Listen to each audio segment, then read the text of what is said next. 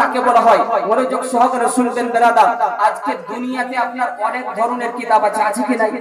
বাংলা থেকে শুরু করে, হিন্দি থেকে শুরু করে, ইংলিশ থেকে শুরু করে আপনার আরো অনেক ধরনের কিতাব আছে।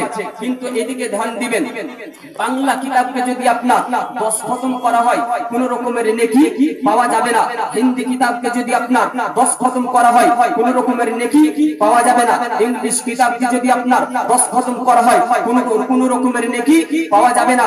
কিন্তু বেরাদার নে মুআজ্জাজ সামাইন, এগুলো পড়লে পরে জ্ঞান পাওয়া যাবে। বাংলা পড়লে বাংলার জ্ঞান পাবেন, হিন্দি পড়লে হিন্দির জ্ঞান পাবেন, ইংলিশ পড়লে ইংলিশ জ্ঞান পাবেন। কিন্তু এগুলো পড়ারও দরকার আছে এবং জ্ঞানেরও দরকার আছে।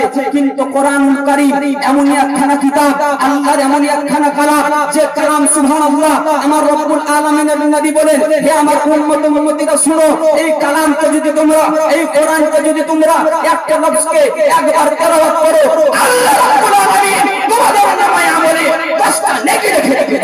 সুবহানাল্লাহ। এর নাম হলো কোরআন। আজকে মুসলমান বেরাদার আমরা অনেকেই কোরআন থেকে দূরে নই বা কোরআন থেকে দূরে, এই কোরআনকে শিখতে পারিনি। আপনাদেরকে বলে যাব বাবা, হয়তো আপনার কারণ বশত শিক্ষা করতে পারেননি, এখনো সময় আছে, কোরআনকে শিক্ষা করুন এবং আপনার ছেলে মেয়েদেরকে এই মাদ্রাসায় ভর্তি করুন। শুধু তাই নয় বেরাদার, আজকে কোরআনের কথা যদি আমি সুবহানাল্লাহ সারা রাত বর্ণনা করা হয়, কোরআনের বর্ণনা করে শেষ করা যাবে না। কেননা সুবহানাল্লাহ বলা হয়েছে আপনার কোরআন এমন একখানা কিতাব।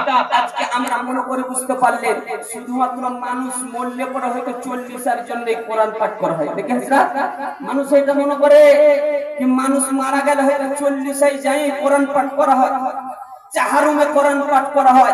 কিন্তু না, কোরআন কাকে বলে বলা হয়েছে সুবহানাল্লাহ, মনোযোগ সহকারে শুনবেন।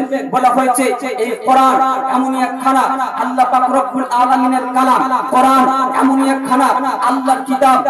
নবী বলেন এই কোরআন পড়লে আপনার মাস্টার হওয়া যায়, এই কোরআন পড়লে আপনার ডক্টর হওয়া যায়, এই কোরআন পড়লে আপনার ব্যারিস্টার হওয়া যায়, এই কোরআন পড়লে আপনার উকিল হওয়া যায়, এই কোরআন পড়লে আপনার জজ হওয়া যায়, এই কোরআন পড়লে আপনার হাকিম হওয়া যায়, এই কোরআন পড়লে আপনার দার্শনিক হওয়া যায়, এই কোরআন পড়লে আপনার কবরের মধ্যে আপনার শান্তি পাওয়া যায়, এই কোরআন পড়লে আখিরাতে আপনার জান্নাত। এই কোরআন পড়লে আখিরাতে জান্নাত পাওয়া যায়। বেরাদার আপনাদেরকে বলে যাব কোরআন শিক্ষা করুন, বেশি সময় নিব না। হযরত চলে এসেছেন, বসে আছেন, একটা নাত শরীফ ছোট্ট করে পাঠ করে হযরতকে মাইক আমি